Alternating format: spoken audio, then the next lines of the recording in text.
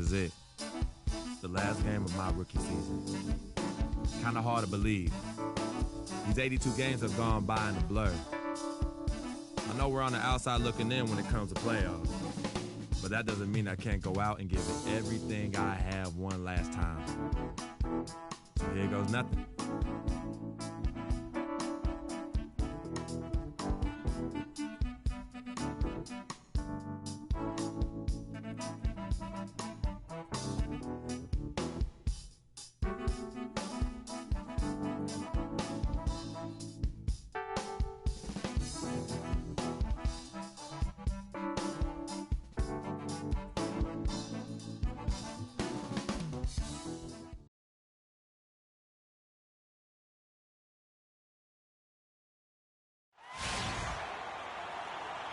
Last outing for the Clippers. They won that game against the Memphis Grizzlies.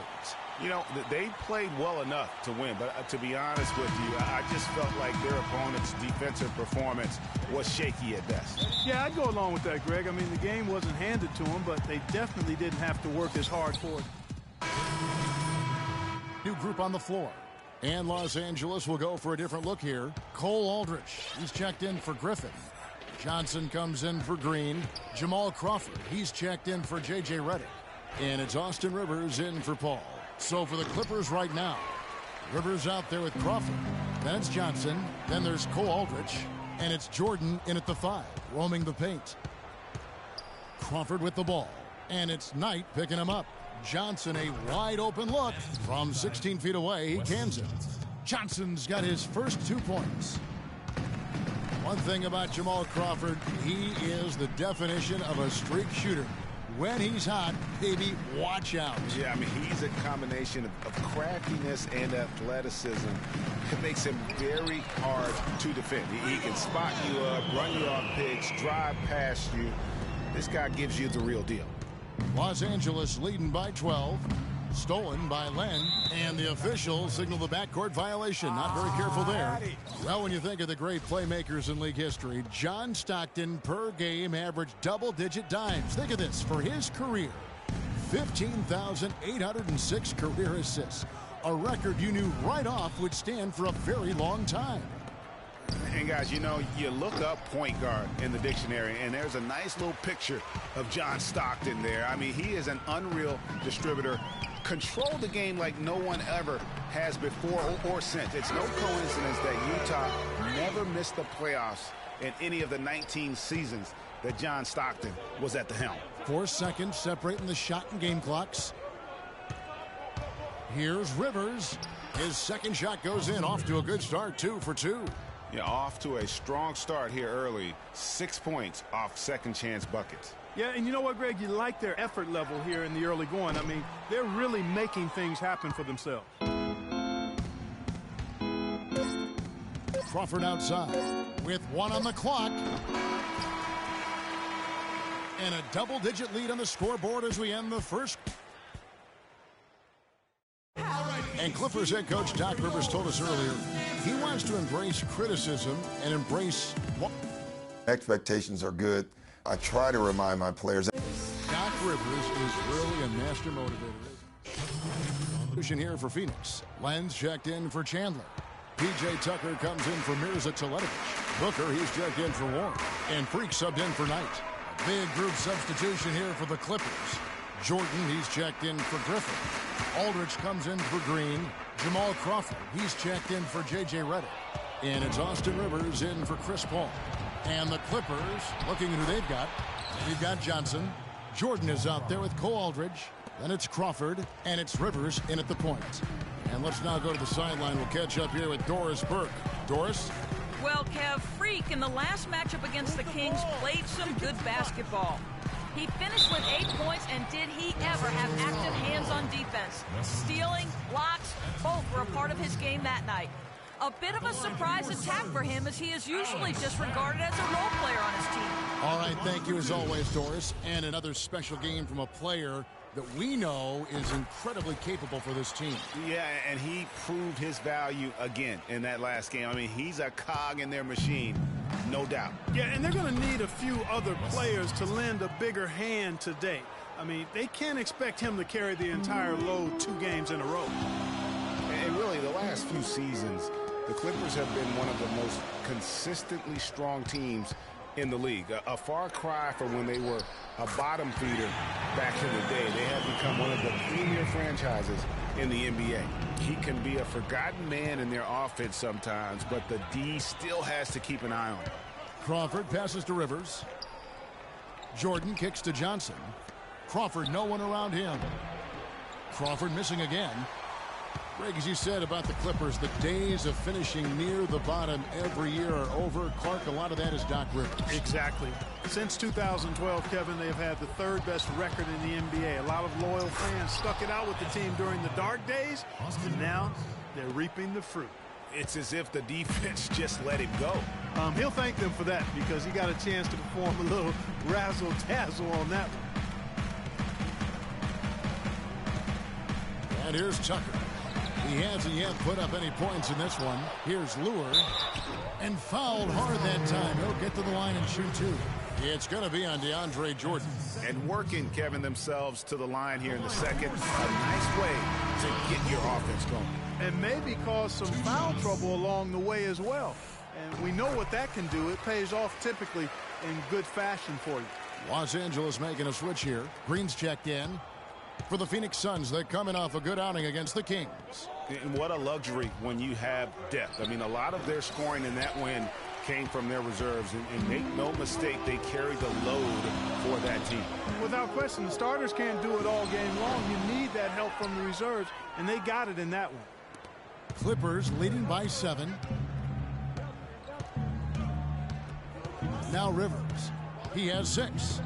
On the wing, Jamal Crawford. His shot is good. Scores his third basket in 6 tries. Shooting 50%. Boy, after struggling in the first quarter, he's come alive here in the second. Freak kicks to Lure. There's the pick. The tray. And that one's good. Booker's got 6 points. A lot of space right there to get that shot off. Not a very good job of the defender getting over the top of that screen in that particular play. They get it back. And we finished one half of basketball. Clippers lead by 6.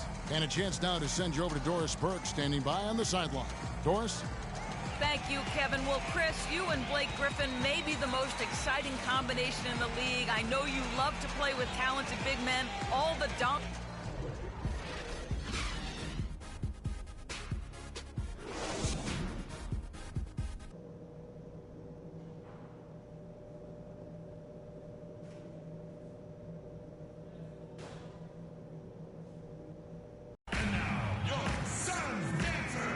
Welcome back, folks. Thank you for tuning in to the NBA on 2K Sports as we get set to get going once again.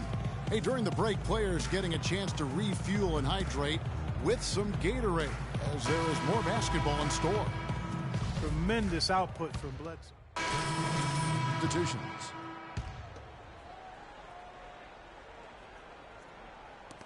Clippers leading by 10. Freak, he's in a point guard. John Lure's out there with Alex Len. Then there's Brandon Knight, and it's Booker in at the small forward. So that's the lineup on the floor for the Suns. If you look at Chris Paul, you're looking at a guy who really is the standard bearer of point guards. I mean, he can pass, he can score, he plays great defense. He also competes. But what makes him the floor general that all others are measured against, really the instincts and leadership. And both free throws good from Paul.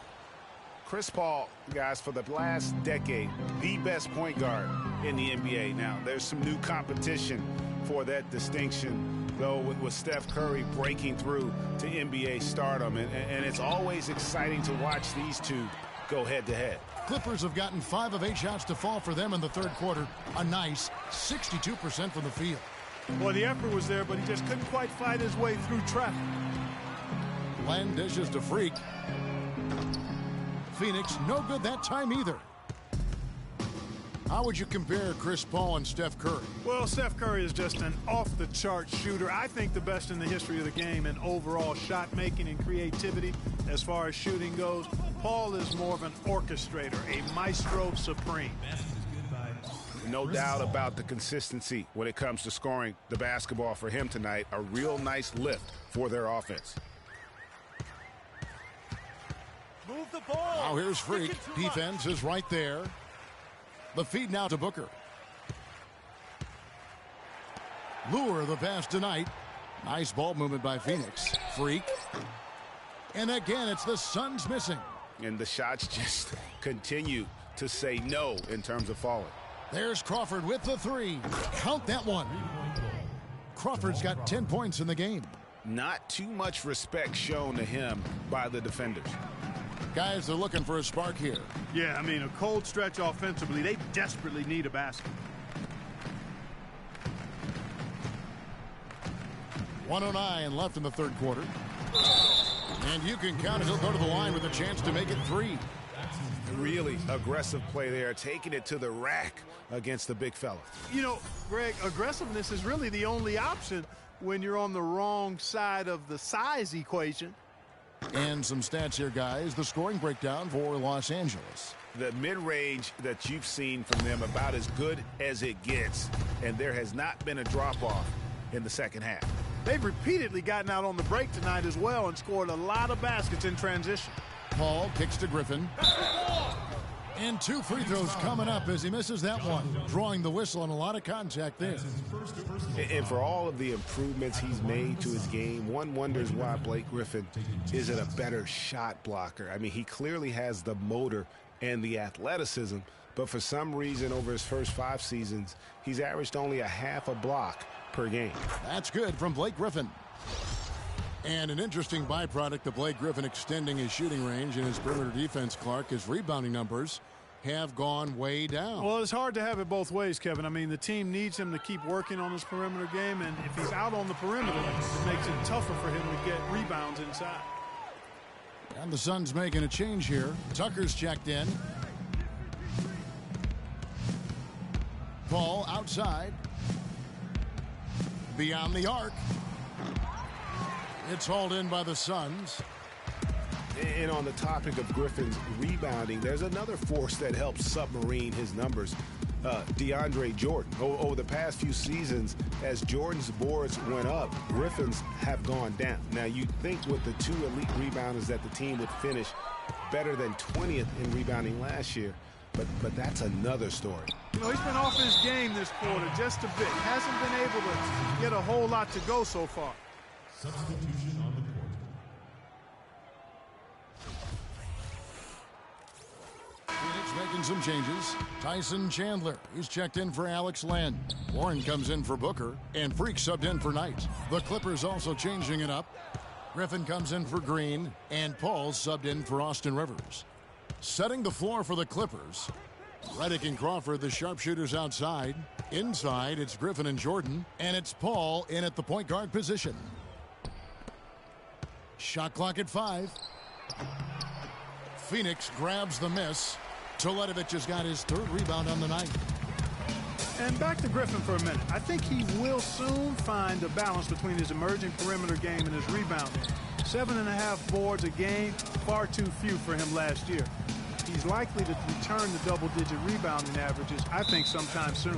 And there's the defensive 3-second call. Well, there were a few complaints last season about how the playoff seeding was done, most notably in the Western Conference. Portland was the 4th seed for winning their division, but without that division win, would have been the 6th seed. And so he hits the technical free throw. Jeff Green is checked in for J.J. Redick.